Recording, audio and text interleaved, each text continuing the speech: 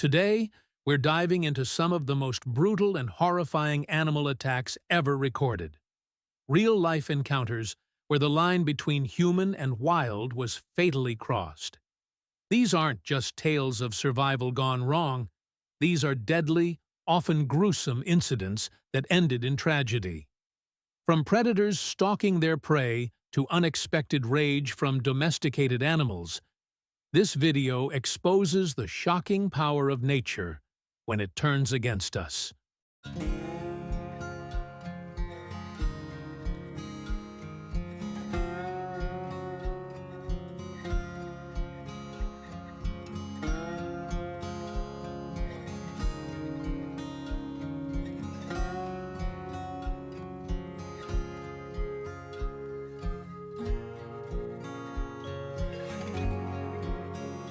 Timothy Treadwell was an American environmentalist and filmmaker who spent 13 summers living among grizzly bears in Alaska's Katmai National Park. Passionate about wildlife, he believed he had formed a personal bond with the bears and often approached them closely, naming them and speaking to them on camera as if they were trusted friends. He documented many of his experiences on video, often portraying himself as a guardian of the animals, defending them against poachers and human encroachment, despite being in a protected national park where such dangers were minimal. In October 2003, late in the season when bear activity is more unpredictable and food is scarce, Treadwell and his girlfriend, Amy Huguenard, extended their stay in the park beyond the usual time frame. This decision proved fatal. One night, a hungry bear entered their campsite and attacked them. Treadwell was mauled first. Audio recorded during the attack captured his screams and Amy's desperate efforts to stop the bear.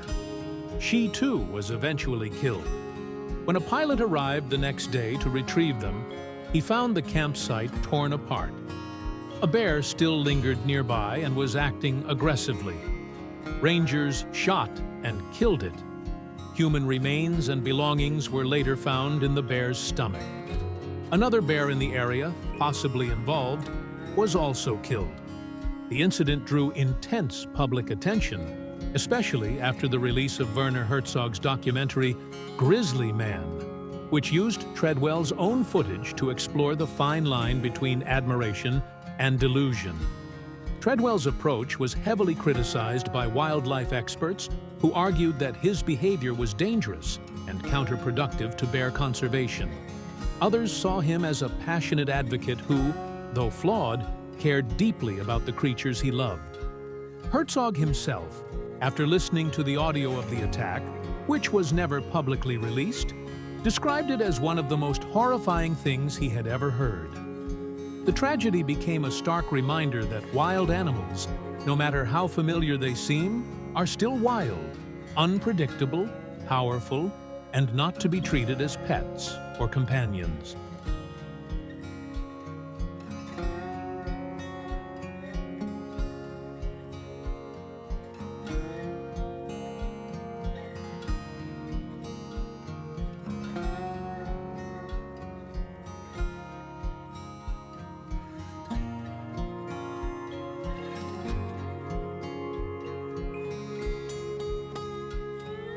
Steve Irwin, famously known as the crocodile hunter, was an Australian wildlife expert, television personality, and conservationist who captivated audiences around the world with his fearless approach to animals and boundless enthusiasm for nature. Born on February 22, 1962, Irwin grew up around reptiles, helping his parents at the Queensland Reptile and Fauna Park, which later became the Australia Zoo. He gained international fame through his television series, The Crocodile Hunter, where he wrestled crocodiles, handled venomous snakes, and educated viewers about wildlife conservation with his signature catchphrase, "Crikey." Irwin's genuine love for animals, especially those often misunderstood or feared, earned him widespread respect. He was especially known for his work with crocodiles, often rescuing them from dangerous areas and relocating them to safe habitats. His unique style, equal parts showmanship, education, and raw courage, made wildlife documentaries accessible and exciting to millions. On September 4th, 2006, while filming an underwater segment for a documentary titled Ocean's Deadliest at Bat Reef off the coast of Queensland, Irwin was fatally injured by a stingray. He had approached the stingray in shallow water when it suddenly lashed out with its tail, striking him in the chest. The barb pierced his heart, causing fatal internal injuries. Although stingrays are typically docile creatures and attacks are extremely rare, this encounter turned deadly due to the precise and unfortunate location of the sting. Irwin's death shocked the world. Fans, scientists, celebrities, and world leaders paid tribute to him as a passionate conservationist who brought attention to endangered species and the importance of protecting ecosystems. His family, especially his wife Terry and children Bindi and Robert, have carried on his legacy through their work at the Australia Zoo and their continued efforts in wildlife conservation and education. Steve Irwin's life was a mix of wild adventure, deep empathy, and a tireless mission to protect the planet's most vulnerable creatures. His legacy lives on in the millions of people he inspired to care more deeply about animals and the natural world.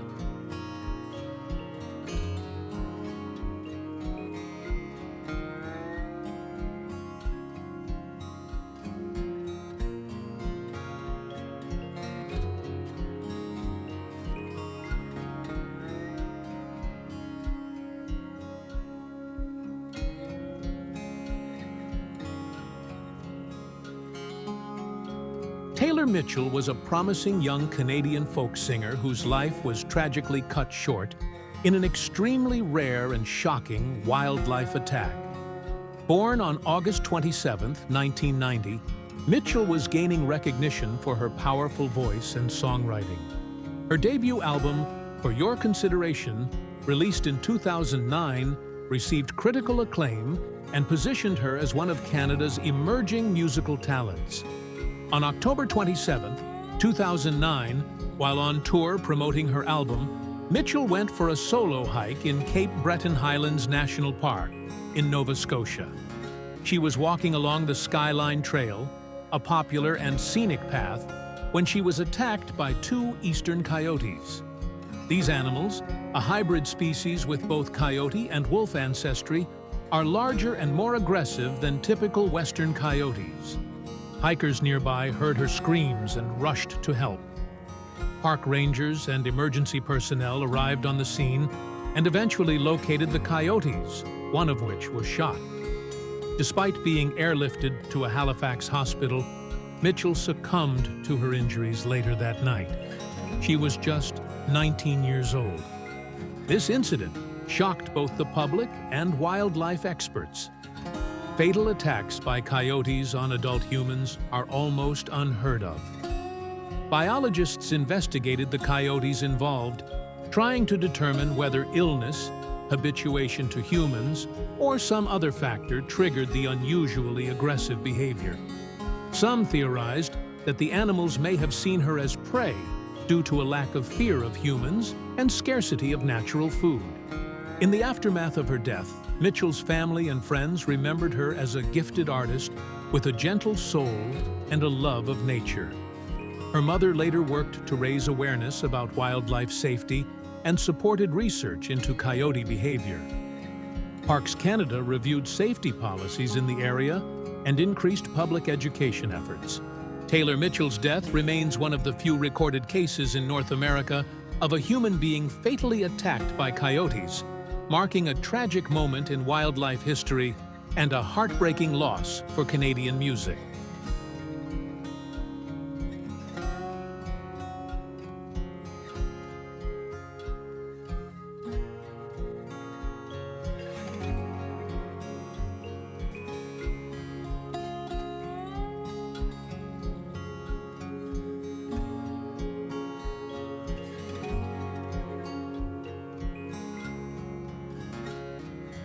Marius Els was a South African farmer and former army major who became internationally known for his unusual and ultimately fatal relationship with a hippopotamus he had raised as a pet.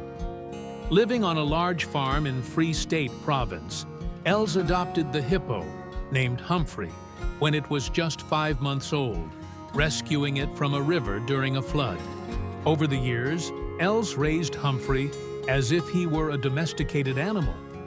The hippo lived on the property and had free access to the nearby river.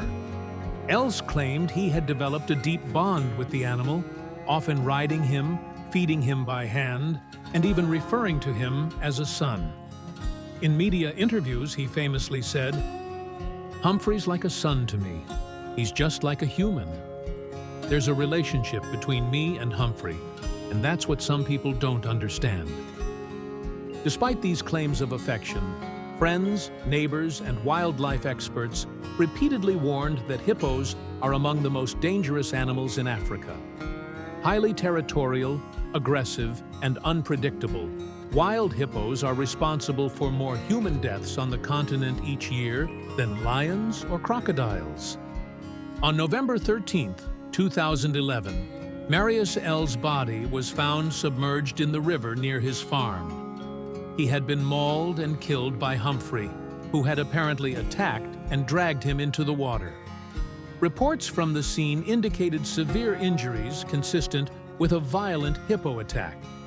The same animal Els had treated like family turned deadly, underscoring the harsh reality that wild animals, no matter how familiar or tame they seem, remain inherently dangerous. Els's tragic death became a cautionary tale worldwide about the risks of treating wild animals as pets. While his intentions may have come from a place of compassion, the incident highlighted the unpredictable nature of wildlife and the potentially fatal consequences of ignoring natural instincts.